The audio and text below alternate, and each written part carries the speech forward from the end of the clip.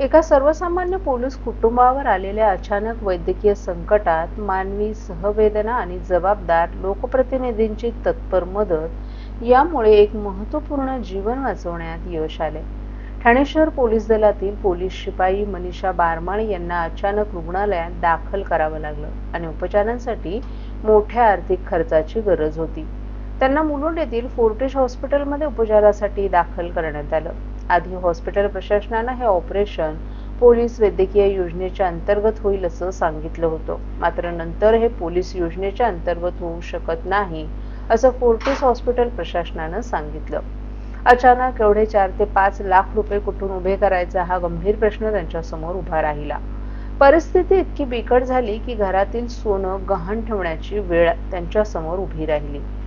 जे कायद्याचे रक्षक आहेत त्यांना जर न्याय मिळत नसेल तर ही बाब खरोखरच गंभीर होती। म्हणून मदत मिळण्यासाठी भाजप कार्यकर्ते दत्ता घाडगे यांच्याशी संपर्क साधला असता त्यांनी ही बाब लगेचच आमदार निरंजन डावखरे यांना सांगितली।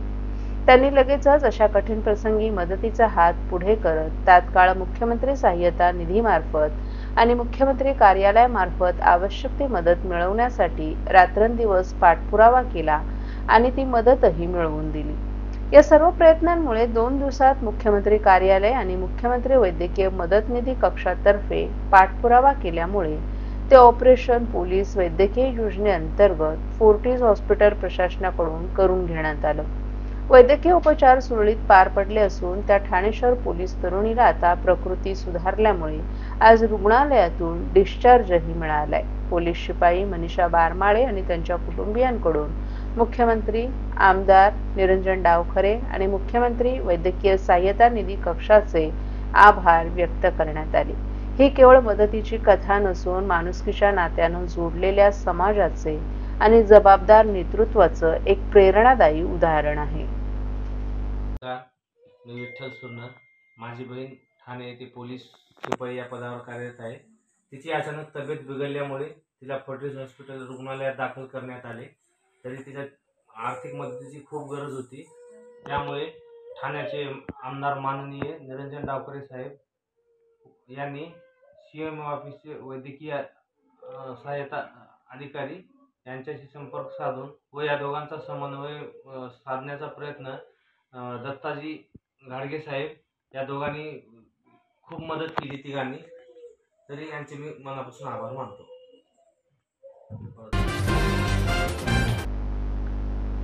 येऊर हे निसर्गरम्य ठिकाण आहे। ठाण्याला हे वरदान आहे ते सांभाळणं आवश्यक आहे। परंतु येऊरमधील 75 एकर जमिनी ताब्यात घेण्यात आल्या आहेत। येऊरमध्ये आदिवासींचा हक्क आहे, परंतु त्यांना मारून त्यांच्या जमिनी कब्जात घेतल्या जात आहेत। आता येथे राजमहाल उभे राहत आहेत। वन विभाग, महापालिका काय करत आहे असा गंभीर सवाल राष्ट्रवादी शरद पवार गटाचे आमदार जितेंद्र आव्हाड यांनी उपस्थित केलाय। आव्हाड यांनी येऊरमध्ये जाऊन एका मोठ्या बांधकामाची देखील पाहणी केली। ठाण्यातील एक बांधकाम व्यावसायिक येथे बंगला बांधत असल्याचा आरोपही त्यांनी केलाय। संजय गांधी राष्ट्रीय उद्यानात येऊर वन परिक्षेत्र आहे। या भागात जैवविविधता आहे, परंतु गेल्या काही वर्षांमध्ये या भागात मोठ्या प्रमाणात बेकायदेशीररित्या ढाबे, हॉटेल उभे राहिलेत। काही राजकीय पक्षांच्या नेत्यांनी येथे बंगले देखील उभे केलेत। येऊरच्या जंगलात मध्यरात्री होणाऱ्या पार्ट्यांचाही मुद्दा ऐरणीवर आला होता। येथे मद्याच्या पार्ट्या देखील केल्या जातात, परंतु प्रशासनाकडून कारवाई होत नसल्यानं अनेकदा आदिवासी आणि पर्यावरणवादी कार्यकर्त्यांनी आंदोलनं देखील केली आहेत। त्यामुळे येऊरच्या जंगलातील राजाश्रयाचा मुद्दा ऐरणीवर आला होता।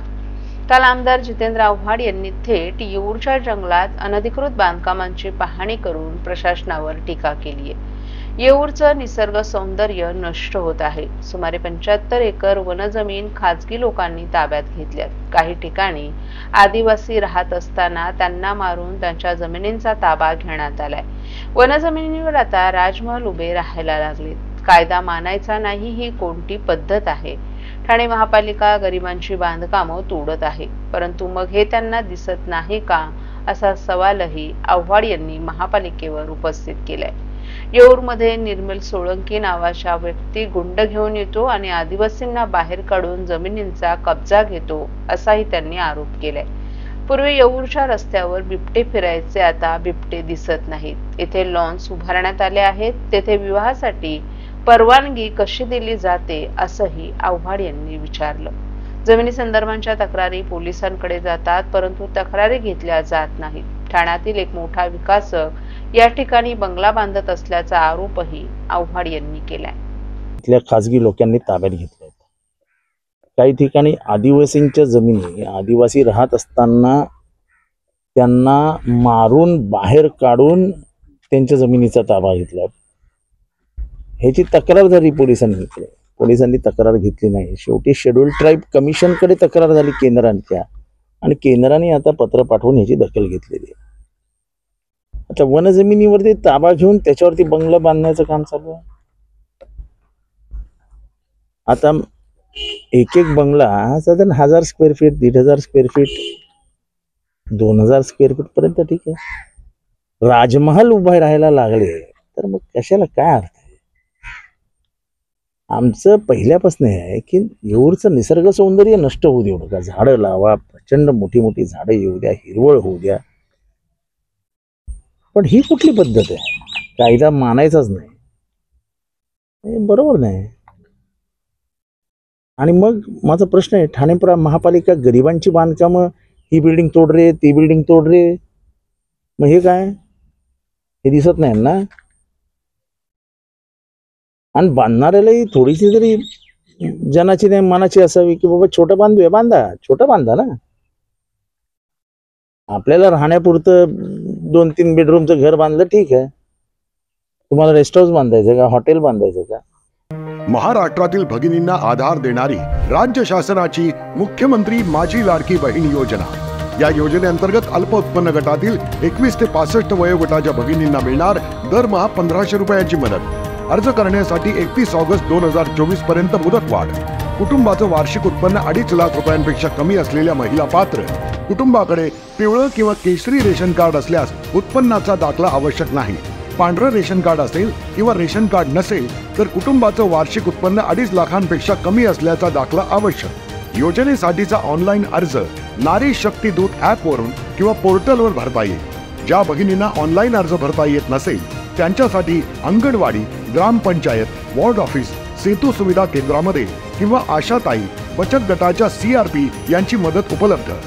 आता आपल्याला अभिमानानं म्हणता येईल, सुखी आणि सुरक्षित आहे माझी लाडकी बहीण.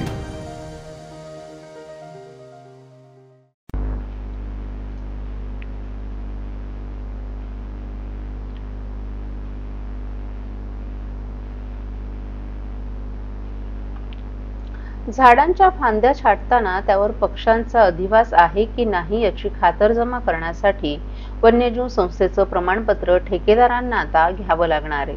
तसं फरमानच वन विभागानं काढलं आहे. घोडबंदर मधील ऋतू एन्क्लोज सोसायटीच्या आवारात बेदरकारपणे झाडांची छाटणी केल्यानं तब्बल 70 पक्ष्यांचा मृत्यू झाला होता. या घटनेनंतर वन विभाग आणि पालिकेचं वृक्ष प्राधिकरण विभाग सतर्क झाले. घोडबंदरच्या आनंदनगर परिसरात ऋतू एन्क्लेव सोसायटीच्या आवारात खासगी ठेकेदाराकडून गुरुवारी झाडांची छाटणी सुरू होती. या छाटणी दरम्यान शेकडो पक्ष्यांची घरटी खाली पडली, अंडी फुटली आणि त्यात 70हून अधिक पक्ष्यांना आपला जीव गमवावा लागला. तर 28 पक्षी जखमी झाले. त्यापैकी 5 पक्षी दुसऱ्या दिवशी दगावले. यामध्ये बगळे आणि कावळ्यांचाही समावेश होता. या प्रकरणी झाडांची छाटणी करणाऱ्या खासगी ठेकेदार आणि ऋतू एन्क्लेव सोसायटीचे सचिव यांच्यावर गुन्हा दाखल करण्यात आला असून त्यांचे जबाब नोंदवले आहेत. त्यांना नोटीस बजावली असून पुढील कार्यवाही सुरू असल्याची माहिती वन अधिकाऱ्यांनी दिली आहे.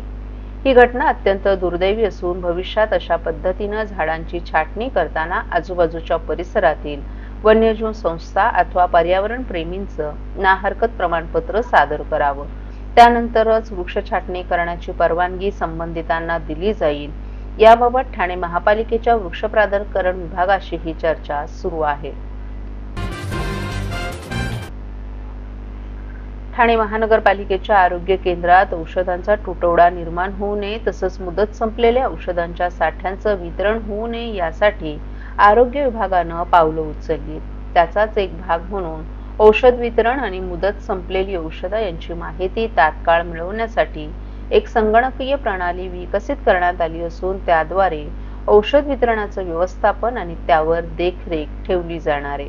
ठाणे महापालिका क्षेत्राची लोकसंख्या 26 लाखांच्या पुढे गेली. त्यापैकी 52% नागरिक हे झोपडी आणि चाळींमध्ये राहतात.